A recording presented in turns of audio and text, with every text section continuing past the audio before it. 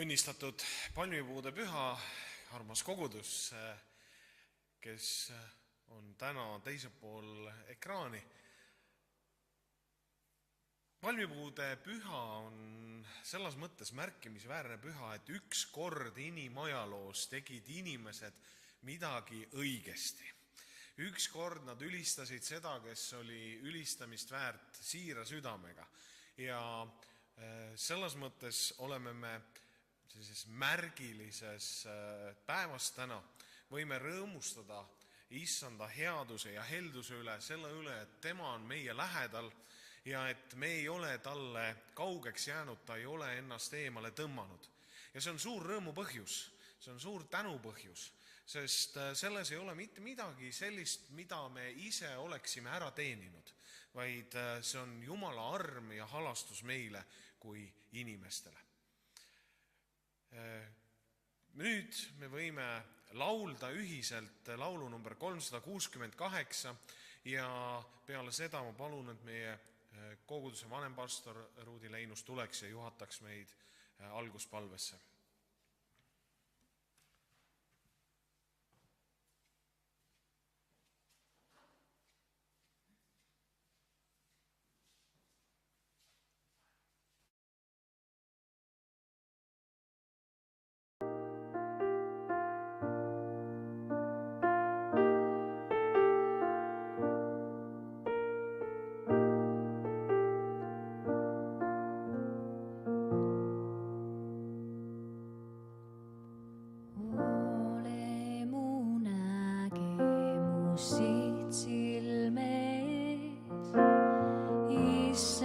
Sa valitse mu südames, anna mul mõtteid, mis vääriksid sind.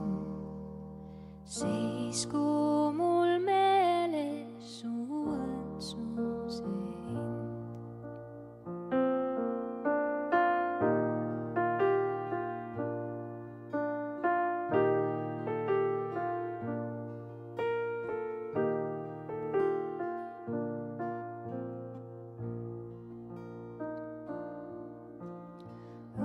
Usun, et võitlustes tõstad sa käe, kaitsed mind kõrvale, viid vaenuväe.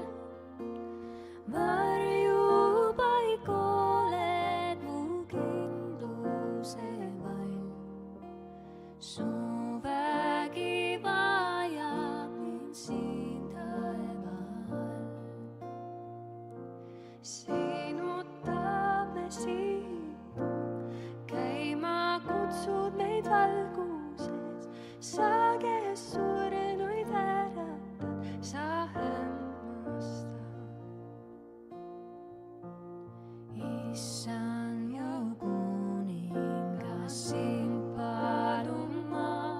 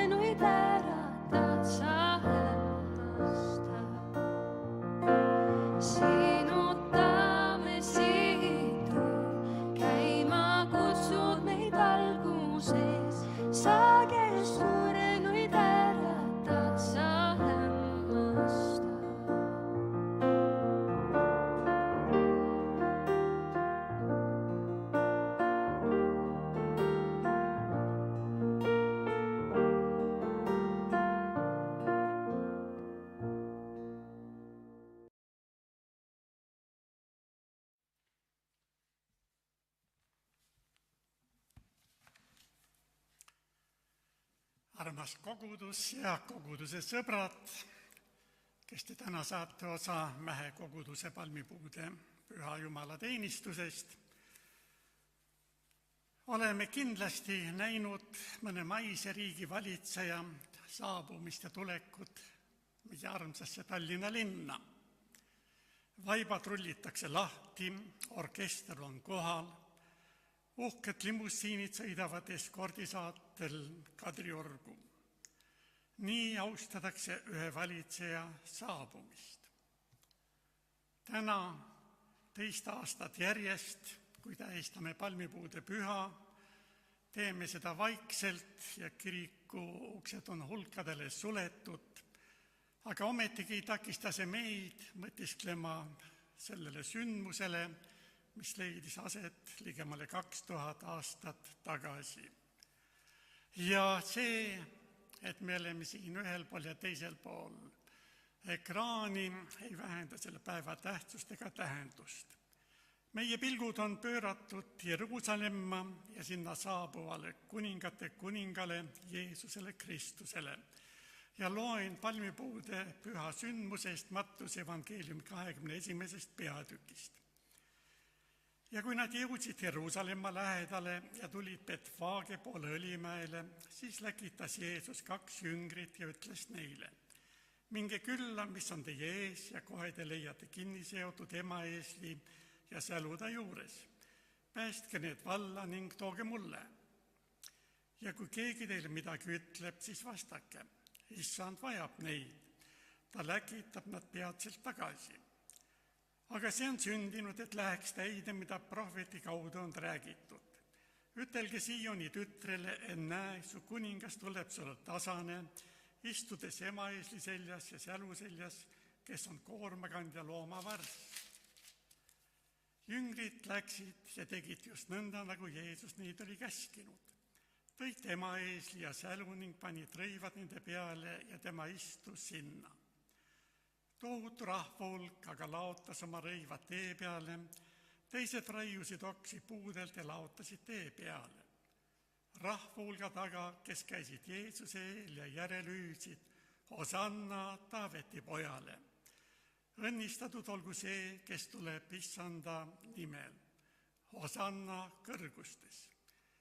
Ja kui ta Jeruusalemma tuli, oli kogu linn ärevil, kes selline on. Rahvahulgad ütlesid, tema on see prohvet Jeesus Galilea Naatsaretist, aamen. Oleme jõudnud paastoaja viimasesse nädalasse ja see nädal algab meil palmipuude pühaga. Oleme jõudnud nädalasse, mida nimetatakse suureks nädalaks ehk vaikseks nädalaks, aga ka kannatusnädalaks. Aga tänane sõnum räägib meile valitseja saabumisest Jeruusalemma. Sellel päeval tervitas rahvas teda kui valitsejat kuningat. Nad laotasid Jeesuse teele palmioksi, sellest ka püha nimetus, ning riideid, kuid Jeesus sõidab Jeruusalemma emaeesli seljas, millega näitas, et ta on tulnud kui Jumala kannatav sulane, mitte kui maine kuningas. Ja juba Vana Testamendi prohvetid on ennustanud päästja tulekust just sellisel kombel. Umbes 500 aastat enne Kristust kuulutas prohvet Sakaaria Paabeli vangipõlvest tagasi pöördunud rahvale, Sakaaria 9.9. Ole väga rõõmus, Sioni tütar, hõiska Jeruusalemma tütar, vaata, sulle tuleb sinu kuningas, õiglane ja aitaja. Tema on alandlik ja sõidab eesli seljas, emaeesli sälu seljas. Ja see oli prohveti kuulutus, mis on täitunud, kui Jeesus sõidab nüüd Jeruusalemma. Jüngrid ja rahvas on vaimustuses. Hõisked, palmioksad, riided. Kuningas tuleb, lõpuks ta tuleb. Nüüd saabub vabadus ja vabanemine vallutajatest. Emotsioonid on laes, kui nii võiks öelda. Nagu mõnel suurel spordivõistlusel, mida hetkel kahjuks küll ei ole, aga meenutada võib ikkagi. kui jalgpallur lööb värava või korvpallur paneb 2 käega palli korvi või tennisist on teeninud kauni löögiga punkti, suusataja saabub võitjana finišisse, siis koostub mitmelgi korral väga võimas pealtvaatajate rõõmuõise, mis võib kesta kauemgi.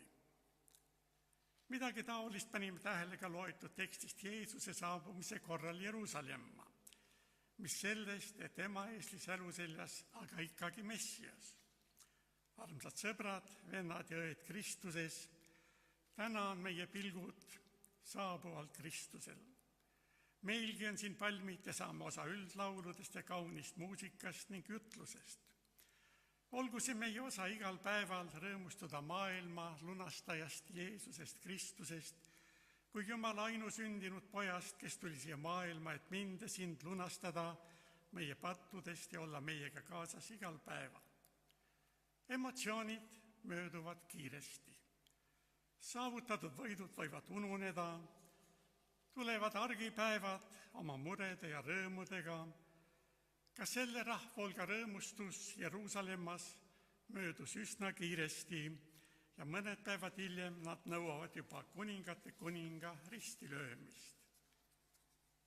Selline on inimene ja tema olemus ja soovin täna sellel palmipuude pühal, et meie pilgud oleks saabuval kuningal Jeesusel Kristusel, kes tuleb alandlikult, kes tuleb tasasel meelel Jeruusalemma ja tuleb, et vastu minna lunastuse hinna maksmisele, et tuua vabadus kõigile, kes Jumalat kardavad, kes Jumala paled otsivad, Jumalat teenivad ja selline rahukuninga saabumine Jeruusalemma ja see tunnistab meile madalusest ja valmisolekust tuua täisohver inimkonna pattude eest.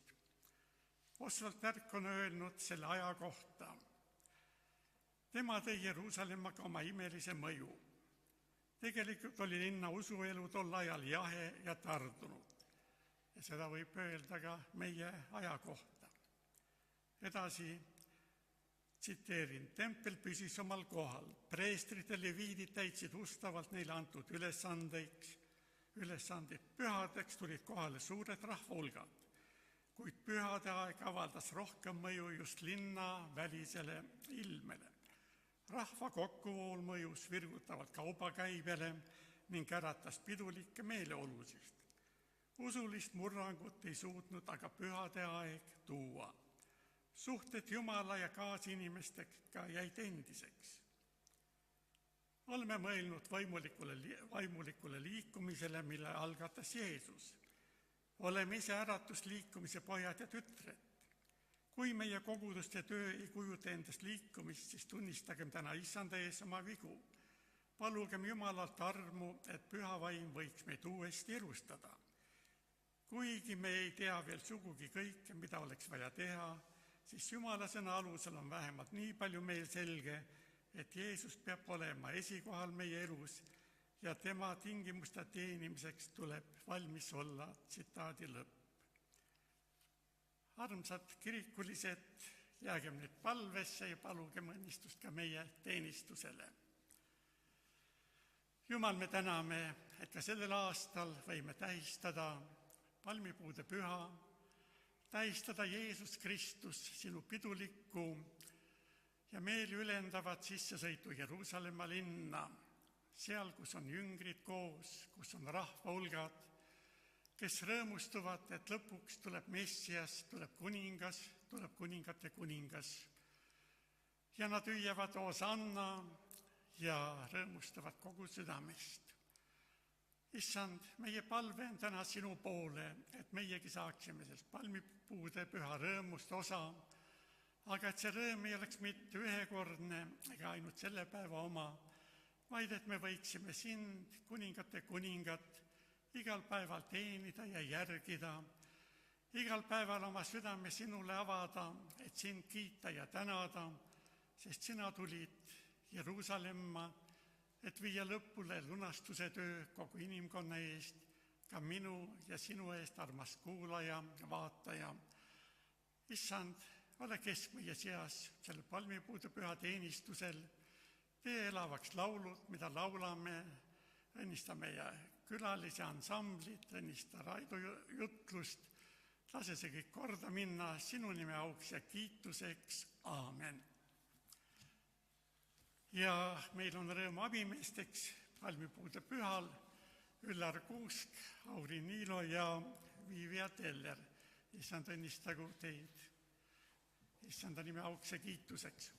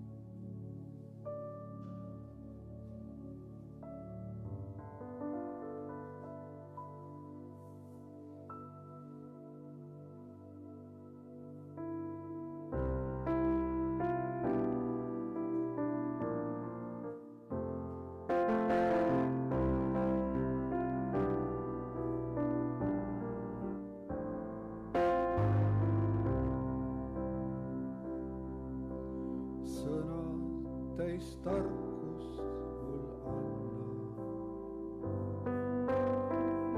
Mu kandekeel häälesta sõnad, mis õpetust kannaks, jõudu annaks neile, kes nõrkevad.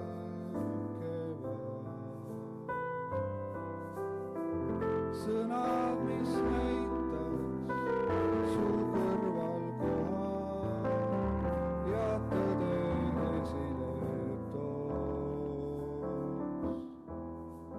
Sõnade kandudes, imedes, sündides, see jutlus kõigile.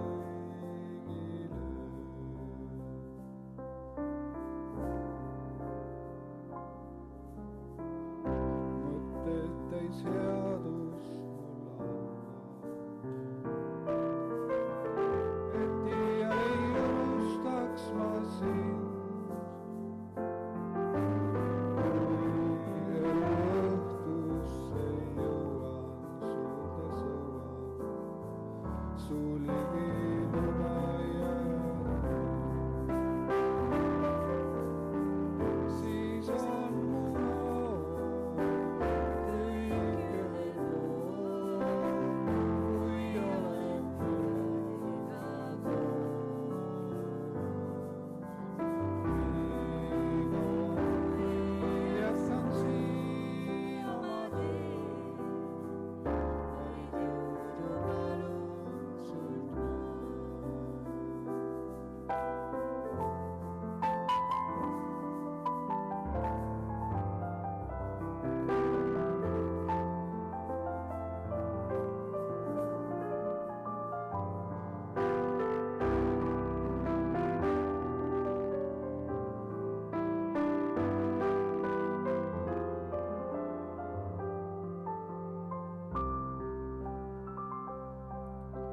sõnad täis tarkust mul anna.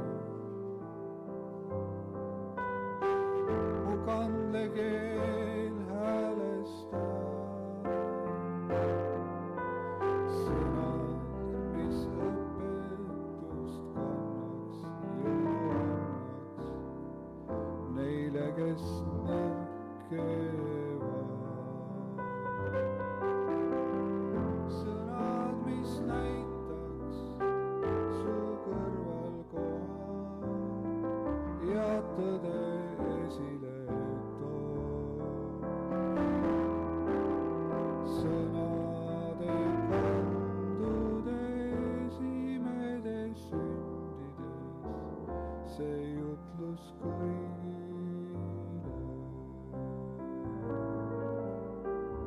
See jutlus kõigile.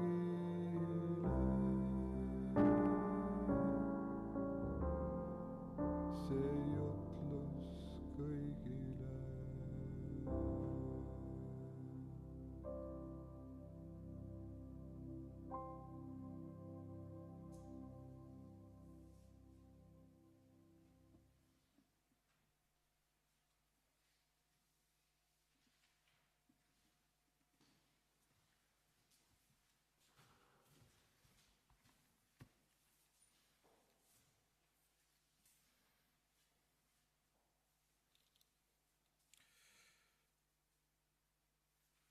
Täna rõõmsal pühal, kui me loeme palmipuude teksti, siis see on täis rõõmu ja kiitust ja ülistust ja tegelikult, kui meie vanempastor luges selle palmipuude teksti, siis mina loen edasi, mis juhtub kohe peale nii-öelda linna sissesõitmist. Ja see lugu, mille juurde me läheme, võib teinekord tekitada võõristust ja kummastust ja isegi hirmu, sest hirm on üks inimese reaktsioon sellele, kui me ei saa aru, mis meie ümber toimub. Näiteks, kui me täna reisida ei saa, aga need, kes oma reise meenutavad, siis kodus on meil hea elada. Asjad on meil selged, kuidas asjad käivad, mida võib, mida ei või, mis on viisakas, mis ei ole viisakas. Aga sattudes mõnda teise riiki, võib selle riigi elukorraldus süstida meisse isegi hirmu. Ja näiteks selle tõttu, et me ei tea kohalikke tavasid või seadusi. Ja loogiline on, et kui me läheme hästi kaugele, siis kultuur on väga erinev ja seal võib pigem juhtuda see, et öeldakse, et aga mis sa nendest eurooplastest tahad, nad on nii kaugelt. Aga teinekord Euroopas näiteks, kui Šveitsi reisida, siis šveitslastel on üsna ranged seadused ja piirid ja nende hoiatustrahvid ida-eurooplase jaoks on väga-väga kallid ja ausalt öeldes olen püüdnud seda riiki oma reisidel vältida, sest ta tekitab niisugust ebakindlust minus. Ma olen sealt korra läbi sõitnud, mina ei meeldinud piirivalvurile ja mu piiril püsimine võttis 1,5 tundi aega. Ja see riik on jätnud mulle sellepärast sellise mulje, et ta võib seal Alpides olla, las nad seal rahulikult olla, aga mina sinna väga nagu ei kipu. Ehk kui on võimalik minna kuskile mujale, siis ma lähen kuskile mujale. Ja ma tean mitmeid oma sõpru, kes on täpselt sellise tundega, on saanud nii öelda meie mõistes tühja tähja eest trahvi ja ütlevad, et ma juba ühe korra olen seda riiki toetanud, aitab küll. Ehk sellist hirmu võib tekkida. Ja tegelikult sellist hirmu võib tekkida Jumala ees, kui me ei saa aru, miks mingid asjad on piiblis kirjas või mida need tegelikult tähendavad. Ja siin on üks lugu Markuse evangeeliumis, Jeesus tuleb siis sinna linna sisse ja järgmised 2 lugu on selline põimlugu, kus siis esimese pealkirjaks on pandud Jeesus ja viljatu viigipuu ja teine on Jeesus ajab kaubitsejad templist välja. Ja me võiksime öelda, et need on üsna ebatüüpilised lood selle Jeesuse kuvandiga, mida me endale tänapäeva Lääne-Euroopas oleme tekitanud, kes on selline suhteliselt pehme, suhteliselt mõistev ja ei tee midagi sellist hirmutavat ega arusaamatut. Ja need 2 lugu näitavad Jeesust mõnes mõttes meie jaoks hoopis teisest küljest. Ja ma loen selle teksti, kui sul on pühakiri käepärast, siis võta lahti, alati on lihtsam kaasa lugeda ja teksti jälgida. Markuse evangeeliumi 11. peatükk 12. salmist edasi. Ja järgmisel päeval Betaaniast lahkumisel tundis Jeesus nälga ja kui ta kaugelt nägi lehis viigipuud, läks ta vaatama, kas ehk on midagi selle otsast leida. Ja kui ta puu juurde oli tulnud, ei leidnud ta muud kui lehti, sest ei olnud viigimarjade aeg. Ja Jeesus ütles puule, ärgu keegi enam iialgi söögu sinust vilja. Ja ta jüngrid kuulsid seda. Ja ta tuli Jeruusalemma ja Jeesus läks pühakotta ning hakkas välja ajama neid, kes pühakojas müüsid ja ostsid ning lükkas kummuli rahavahetajate lauad ja tuvimüüjate pingid, ega lubanud, et keegi kannaks asju läbi pühakoja. Ja ta õpetas ja kõneles neile, eks ole kirjutatud, et minu koda hüütaku palvekojaks kõigile rahvastele. Aga teie olete selle teinud röövlikoopaks. Ja ülempreestrid ja kirjatundjad said sellest kuulda ning otsisid võimalust Jeesust hukata, sest nad kartsid teda, kuna kogu rahvas oli hämmastunud tema õpetusest. Aga õhtuti läks Jeesus ja jüngrid alati linnast välja ja varahommikul nägid nad mööda minnes viigipuu juurteni ära kuivanud olevat. Aamen. On 2 lugu, mis justkui ei passiks Jeesuse sellisesse pilti. Ja ometigi nad räägivad meile Jeesusest ühe väga-väga olulise seiga, mida me kristlastena kindlasti peame mõistma. Ühelt poolt võiks öelda, et karjuv ebaõiglus ja nende mõlema loo kohta on karjuv ebaõiglus väga-väga õige või esmapilgul väga õige. Sellepärast, et meist keegi ei lähe õunapuult õunu otsima mai keskel. Ja kui me neid õunu sealt ei leia, siis me ei arva, et õunapuu selles kuidagi süüdi oleks. Sest ei ole ju veel õunade kandmise aeg. Läheb suvi edasi, tekivad siuksed rohelised ja üsna ebameeldiva maitsega õunad sinna puu otsa, aga lapsed ikka käivad neid söömas ja pärast saavad mõnikord kannatada kõhuvalu. Aga hirmsasti on vaja ikka neid õunu kätte saada. Aga mais ei otsi meist neid keegi. Teine küsimus on selle templi sees olnud turuga. Turg paiknes selles kohas templis, kus oleks pidanud käima paganad palvetamas. See oli paganate eeshoov, aga selle puhul selgus üsna peatselt, et uues riigikorralduses ei ole seda hoovi üldse nii palju vaja. Ehk neid paganaid pole nii palju, kes viitsiksid Jeruusalemma rännata ja tahaksid seal palvetada. Ehk võib laias laastus öelda, et ilmselt seisis see hoov nii-öelda jõude tühja platsina. Inimesed käisid sealt läbi. Nüüd ohvritalitusele tulid aga kohalikud ja lähemalt ja kaugemalt inimesed üsna tihti.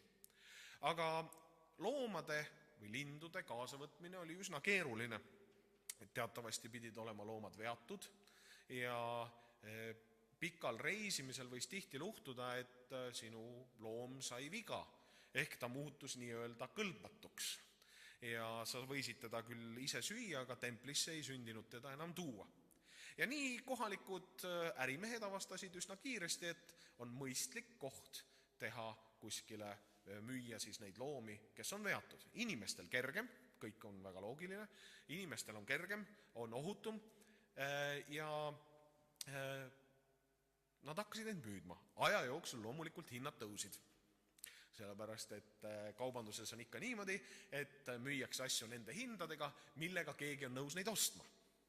Keegi ei müü neid kallimalt, sest siis jääb müük ära. Ehk otsitakse alati seda maksimumpiiri. Olen kaubanduses 10 aastaid töötanud, tean väga täpselt, et see maksimumpiiri otsimine käib kogu aeg. Et kus see maksimumpiir on, et me saaksime seda asja müüa. Ja selleks hetkeks oli see maksimumpiir päris hästi paigas, et veel ei tasunud ise loomi tassida, aga ega väga ei jaksanud neid enam osta ka kõik. Et oli päris keeruline. Ja kui Rooma impeerium saabus, siis templis võõra riigi rahadega majandada ei peetud heaks ja see, mis oli enne olnud templist väljaspool, kolis templisse sisse, sest seal sai siis majandada templi rahadega. Ja tihti oli siis niimoodi, et templist väljaspool olid rahavahetajad, kes vahetasid sulle õige raha, muidugi selle kursiga, millega sa olid nõus seda vahetama, nagu kaubanduses ikka tavaks, ja siis sa läksid sinna sisse ja ostsid selle maksimumhinnaga, millega sa oled nõus ostma endale ohvrilooma. Ja selles mõttes kõik tundub väga loogiline, miks need asjad niimoodi olid. Need on siis see taustainfo. Nüüd, kui me läheme aga selle viigipuu juurde tagasi, siiamaani tundub kõik meile, et nii templis toimusid asjad nii, nagu nad olekski pidanud toimima. Võib-olla oleks võinud teha väikse sooduka 20% paasapühade ajal. Et inimesed tulevad, läbimüük on suurem, teeme väikse sooduka.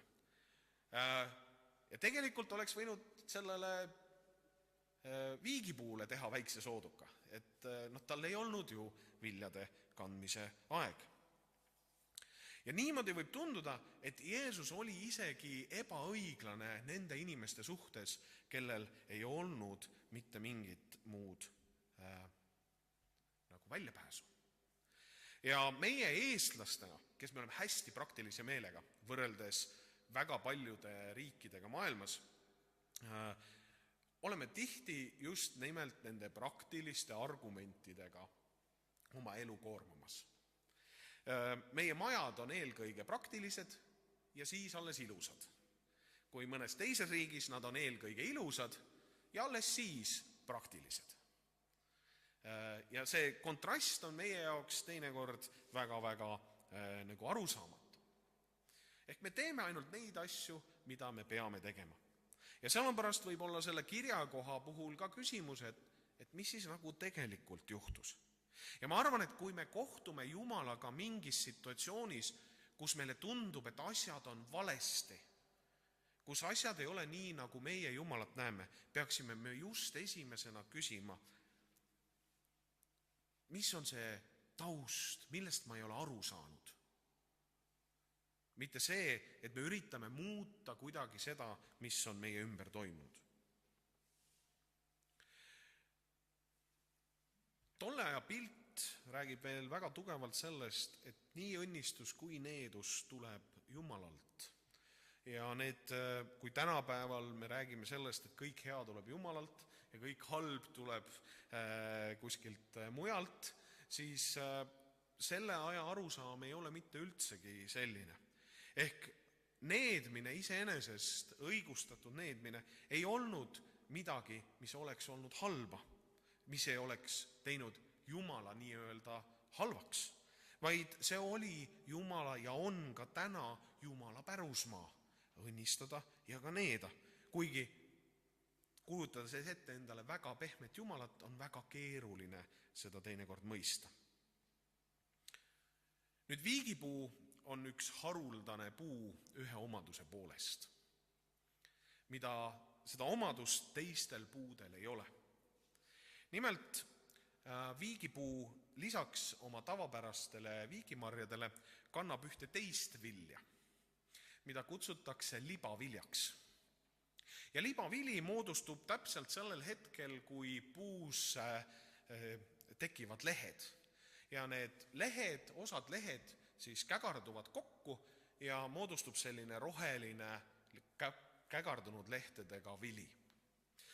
Ma ise seda vilja mitte kunagi söönud ei ole, aga nii palju, kui ma olen nende käest kuulnud, kes seda söönud on, ütlevad, et ega ta suurem asi söögiasi ei ole.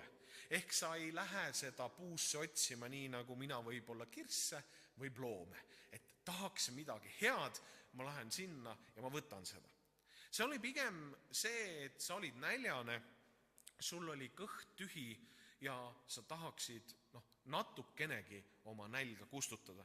Ja viigipuu selles mõttes oli üks nendest puudest, kes aitas sind alati välja nii kaua, kui ta oli roheline. Sest need viljad moodustusid sinna ja need viljad püsisid seal nii kaua, kui siis lehed olid puus. Nüüd Jeesus läheb selle viigipuu juurde otsima seda mitte väga maitsvat, aga siiski söödavat vilja. Ja millega pärast see viigipuu ei anna seda vilja. Sellel viigipuul ei ole neid vilju. Ja siis Jeesus ütleb, et ärgu enam mitte keegi sinust söögu. Ja kui jüngrid tulevad järgmisel päeval ja näevad seda ära kuivanud viigipuud, siis nad näevad Jeesuse väge. Nad näevad Jeesuse volitusi, seda, milleks tal on õigus. Ja kui me vaatame seda koguduse prismast, siis ilmutuse raamatu läkitused kogudusele on just selles võtmes. Seal on sinu viga, paranda seda või see kogudus kaob. See on see paralleel viigipuulooga ja läkitusega kogudusele. Võib-olla me võime seda võtta väga palju, viigipuulugu väga palju isiklikumalt ja öelda, et see on lugu ühe inimese kohta. Kuidas on see lugu ühe inimese kohta? Vaadake, inimesed on ju väga erinevad. Väga erinevate omadustega, väga erinevate oskustega, väga erinevate võimetega. Näiteks mulle meeldib väga külalisi vastu võtta. Mulle tõesti väga meeldib, kui uksed on lahti ja sõbrad tulevad, siis mulle meeldib, et maja on rahvast täis. Ja kui ma olen alati armastanud, kui inimesed tulevad minu sünnipäevale ja seal on palju inimesi. Nüüd praegusel ajahetkel jah, on see keeruline, aga varematel aastatel olen alati seda võimalust kasutanud ja pidanud oma sünnipäeva pikalt ja tundnud rõõmu kõikidest oma sõpradest. Minu abikaasa seevastu, aga on inimene, kes oma sünnipäevale kutsub väga vähe inimesi, sest suur hulk inimesi väsitab teda ja ta ütleb, et ma ei jõua kõigiga suhelda. Võiks siis öelda, et üks inimene on võimekas andma välja ja suhtlema paljudega, teine tema isikuomaduste tõttu ei ole. Aga midagi me oleme võimelised tegema. Kui mul ei ole külalislahkuse andi, siis klaasi vett ma suudan igale ühele anda. Ja see on see lugu. See hädavajaliku katmine selle jaoks, kellel on midagi puudu, kellel on vajadus, kellel on hädavajadus. Jeesus ei looda viigipuult siis, kui ei ole selle viigipuu marjade kandmise aeg, et ta toodaks talle head maitsvat mahlast vilja.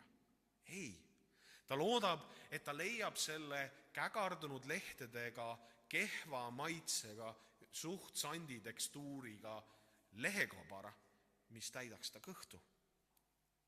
Teinekord me tõstame oma ootused enda või ka teiste käitumise suhtes nii kõrgele, et me enam ei ole suutelised ega meil ei ole tahet anda inimestele hädavajalikku. See võib juhtuda sinuga täna, kui sa ei saa oma emale või vanaemale või sõbrale külla minna. Ja siis sa mõtled, tuleb aeg ja lähen. Aga seda hädavajalikku telefonikõnet ma ei tee. See on midagi väikest, midagi kerget, et kui ma ei saa seda maksimumi, kui ma ei saa seda, mida ma tahan, siis ma ei tee mitte midagi. Jeesus hoiatab vaimulikus elus selle suhtumise eest. Jeesus hoiatab, ütleb, et see hädavajalik peab minul ja sinul alati olemas olema. See hädavajalik, mida meilt oodatakse, see lahke sõna, toetav tegu, teinekord päästev tegu, me peame olema valmis selleks. Ja kui me ei ole selleks valmis, siis Jumal ei saa meid õnnistada. Nii nagu ta ei saanud õnnistada seda viigipuud, vaid ta kandis selle viigipuu maha lõplikult. Ja selle viigipuu ilmselt üks järgmine funktsioon sai olema küttepuu, mille väärtuski ei pruukinud olla väga-väga kõrge. Sellepärast, et kuivanud puu kütteväärtus on üsna madal. Niisiis, see lugu ei ole lugu ebaõiglusest, vaid see lugu räägib sellest, et meil kõigil on olemas see miinimum, mida me suudame ka oma elu kõige keerulisemal perioodil jagada seda, mis meil on. Ja kui me ei tee seda, siis me tegelikult oleme mööda lasknud sellest Jumala eesmärgist. Me oleme pattu teinud. Psalmist ütleb, või õpetussõnad ütlevad, et kui su käsi jõuab head teha, aga sa ei tee, siis on see sulle patuks. Ta ei räägi sellest, et sa pead tegema midagi üleloomulikku, sa pead tegema midagi, mis on suur ja äge ja vinge, vaid ta räägib sellest, et see, milleks sul on jõudu, see on sinu kohustus. Kristliku kiriku esindajad on läbi aegade olnud ühiskonnas pigem vaesed, pigem need, kellel endal on puudust. Ometigi oleme kirikuna kinkinud maailmale haiglad, hooldekodud, vanadekodud, lastekodud, hospiitsid. Tänases mõistes tasuta või peaaegu tasuta meditsiini, see kõik on alguse saanud kirikust, nende juurest, kellel endal ei olnud või oli väga-väga vähe, aga kellel oli väga-väga suur süda nende inimeste tarbeks, kellel puudus oli sama suur või veel suurem, teinekord isegi veel väiksem kui nendel inimestel endil. Mäletan ühte lugu, kui Viimsi koguduses teenides meil oli võimalus jagada piirkonnas toidupakke eelmises majanduskriisis kannatanud inimestele. Ja neid toidupakke kohale viies nägime tihti 3-kordset poolklaasist maja, kuhu me selle toidupaki viisime. Ja nii mõnigi, kes oli kaasas, istus autos, kes oli kirikuga seotud, küsida, et miks te neid aitate, sulle endal oleks rohkem abi vaja, vaata, kus sa ise elad. see suhtumine on kerge tulema, aga need inimesed olid palju rohkem hädas oma pangalaenude ja liisingutega kui mina. Nemad olid vangis, sest laenu ja liisingu sa pead ära maksma. Muidu pank tuleb sulle selle kõige järgi ja sa jääd veel võlgu ka. See hädavajalik, mida me suudame vaatamata teise peale, on see, mida Jumal õpetab meile ja mida Jumal meilt ootab. Teiseks, mis juhtus tegelikult seal templis? Kui me loeme Jeesuse saabumist ja loeme Jeesuse Jeruusalemma külastamise lugusid, siis me näeme seda, et tegelikult olid seal paganad. Olid kreeklased, kes tulid, olid teistest riikidest, kui me näeme ülestõusmispüha, kui palju eri piirkondadest inimesi on seal, kui me näeme pühavaimu väljavalamist, kui palju eri piirkondadest, siis nii-öelda mitte juute on tulnud sellesse piirkonda. Ja neil ei olnud tegelikult kuskil palvetada. Neil ei olnud kuskile minna. Jah, praktiliselt see võis olla õige. Praktika poole pealt võis olla see vajalik. Aga sisuliselt oli tegemist valega. Sisuliselt oli võetud ühel osal inimestest võimalus tulla Jumala kotta. Ja võib-olla võtame täna meie ühel või teisel viisil inimestelt võimaluse tulla Jumala kotta. Kas kõik saavad tulla püha kotta? No täna ei saa tulla mitte keegi, nii öelda. Meid on lubatud olla siin ainult tehniline personal. Need, kes on asjaga seotud, kes on puldi taga, kes hoolitsevad valguse eest, kes teenivad kaasa, aga see on ka kõik. Aga kas me ootame kõiki inimesi oma pühakotta? Kas me ootame, et nad tulevad Jumalat otsima? Kas me lubame neil uksest sisse tulla, kui nad ei näe välja nagu mina? Või ei räägi nagu mina? Et küsimused tuleb igal põlvkonnal endale ise esitada. Neid ei saa öelda, et minu koguduses on nii ja sinu koguduses on need asjad halvasti. Me kipume seda tegema. Aga Jeesus, kui ta selle templi puhtaks lööb, ta teab, et järgmine päev on need kaubitsejad seal tagasi. Mõni tuvi sai võib-olla pehku, aga see on kõige suurem kasu. Ja ma olen küsinud endalt, et miks ta siis seda tegi? Selleks, et näidata, mis on õige. Teinekord võib tunduda, et kui me kirikuna võitleme millegi eest, et see on üks siuke tongihotelik võitlus tuuleveskitega, et me nii kaotame. Me nii jääme selles võitluses alla. Aga keegi ei saanud pärast Jeesusele öelda, et me ei teadnud, et sa tahtsid, et see on puhas. Sa kunagi ei öelnud seda, et see peaks nii olema. Miks sa meile ei öelnud? Keegi ei saa seda öelda. Keegi ei saa seda öelda. Kui me need lood võtame kokku, siis võib tekkida väikene hirm ja küsimus, kas meil on ka hirm sellise käitumise osaliseks saada? Kas meil on põhjendatud hirm saada selle osaliseks, et meile öeldakse, et kuiva ära või nii öelda sure maha või et tullakse uksest sisse ja pekstakse puhtaks meie kirik? Ma julgen öelda, et jah. Sest Jumal on see sama. Jumal on see sama. Ja kui me ei anna välja hädavajalikku, kui me ei hoia Jumala koda puhtana, ei hoia seda selle eesmärgi pärasena, siis milleks Jumalal meid ja seda koda enam vaja on?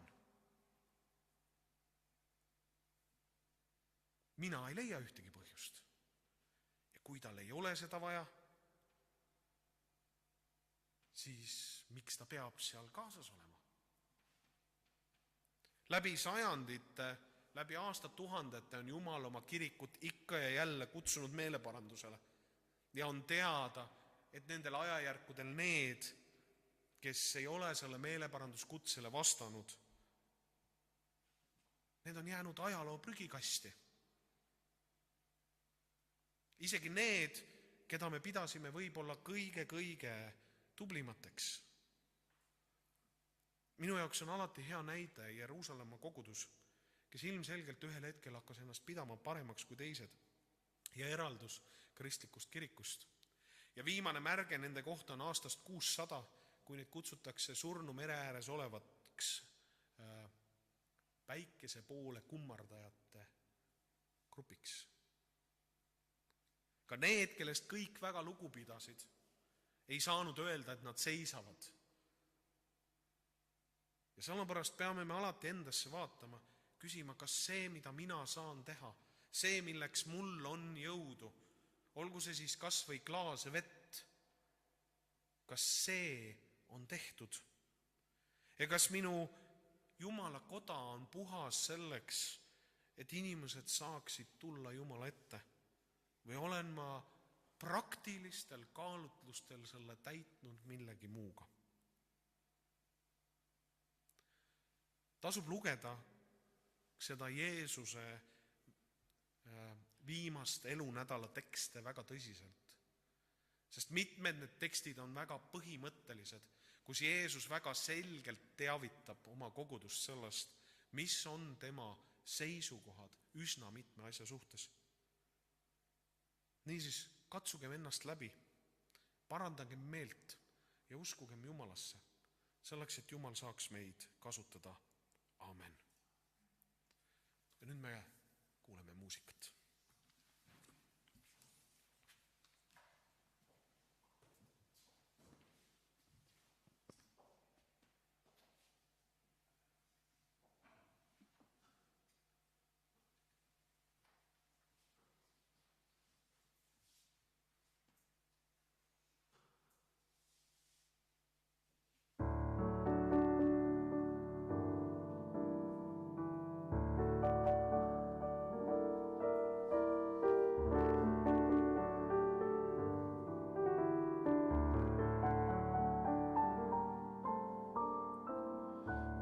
Vaatan Jeesus sulle, ma vaatan sinu pead, ma tulen risti alla ja ennast alandan.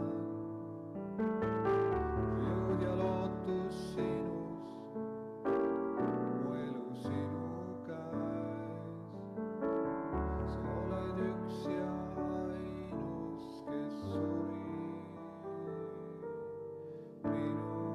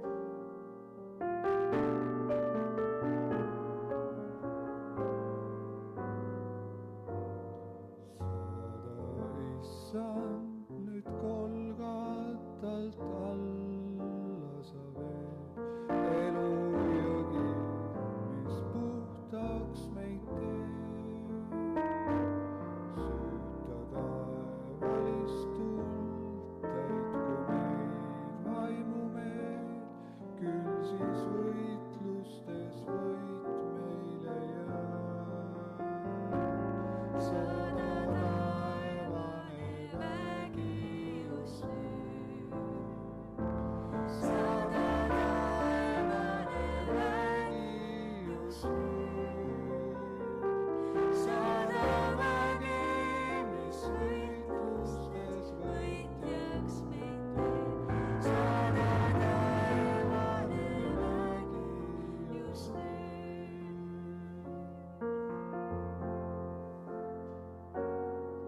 Anna jõudu ja julgust, et tunnistan väest, kingi tahtmist siin käia su teel. Lase õnnistusvihmad meid tulla su käest, et meist voolaksid eluvee jõed. Sada taevane vägi just nüüd.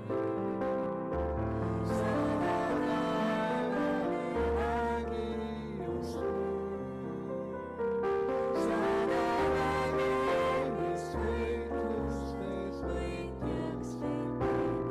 Sada taevane vägi just nüüd.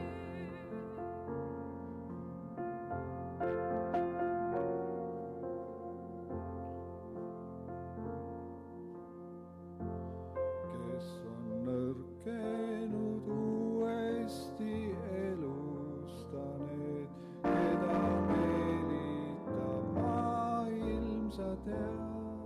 Tee meid kindlaks, sa tunned me võitluste teed. Tee meid uueks ja kõrvalda vead. Sada taevane vägi just nüüd. Sada taevane vägi just nüüd. Sada vägi, mis võitlustes võitjaks meid teeb. Sada taevane vägi just nüüd. Sada taevane vägi just nüüd. Sada taevane vägi just nüüd. Sada vägi, mis võitlustes võitjaks meid teeb. Sada taevane vägi just nüüd.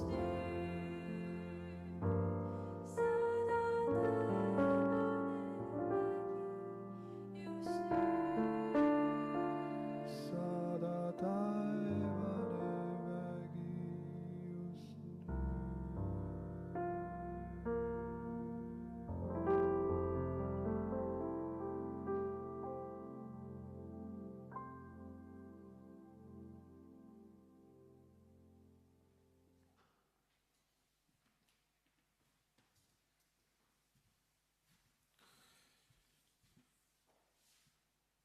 Jääme nüüd palvele.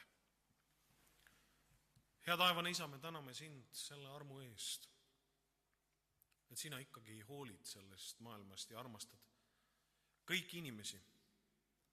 Issand, et ka nende pühade kaudu kutsud sa inimesi enda lähedusse, endaga suhtlema, ka enda kohta küsimusi küsima ja teinekord oma arusaamasid muutma sellest, mismoodi me oleme sind mõistnud. Issand, kiitus ja tänu ja ülistus olgu ikka sinu nimele, nii nagu on olnud, nüüdki on ja jääb igavesest ajast igavesti. Issand, me palun, et sa mõtleksid meie maa ja meie rahva peale ja õnnistaksid seda maad ja seda rahvast. Issand, et need, kes ütlevad, et nad on kristlased, keda on sadu tuhandeid meie maal, võiksid selja sirgu lüüa ja öelda, et me olemegi Jeesusesse Kristusesse uskujad, eri kirikutes, aga ühte Jumalasse. Issand, ma palun tarkust meie valitsusele, palvetame nii, nagu sina oled õpetanud, palvetage oma valitsejate eest. Issand, siis, kui nad teile meeldivad ja siis, kui nad teile ei meeldi. Issand, anna neile tarkust, anna neile ka südant kuulata sinu häält ja mõista sinu plaani. Issand, palume, juhi neid oma hea plaani kohaselt. Issand, selle maa ja selle rahva kasuks. Issand, palume õnnistust oma eestpalve kogudusele ja nende teenimisele oma piirkonnas. Isa, palume, et sa kingiksid ka maailmas taaskord liikumisvabaduse, vabaduse kohtuda oma sõpradega näost näkku. Issand, et see viirus taanduks ja need piirangud lõppeksid. Issand, me palume tervist neile, kes on raskelt haiged, neile, kes on üksi, palume sinu lähedust.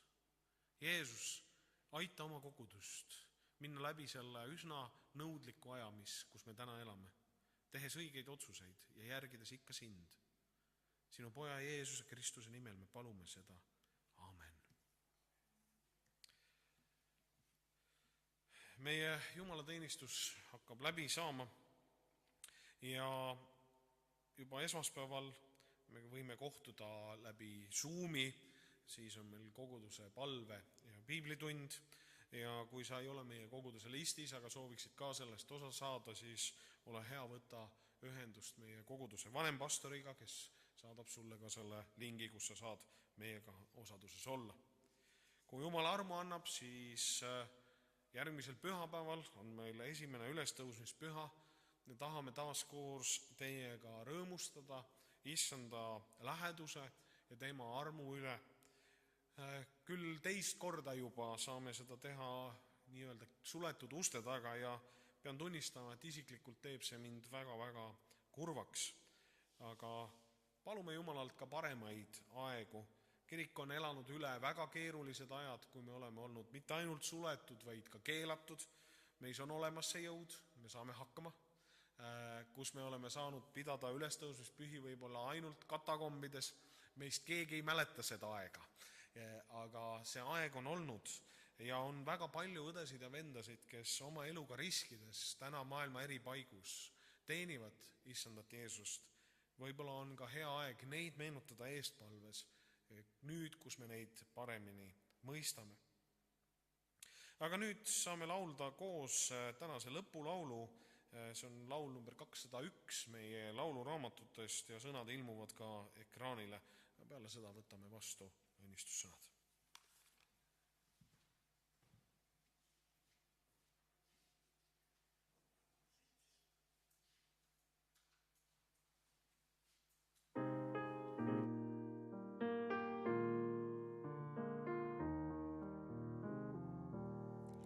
Jäägu Jumala rahu su üle, tema armastus rõõm täitku sind.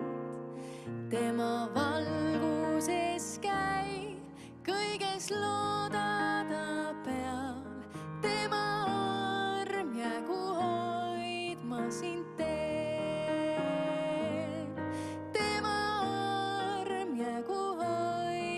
Sind teel. Jäägu Jumala rahu su üle, tema armastus rõõm täitku sind.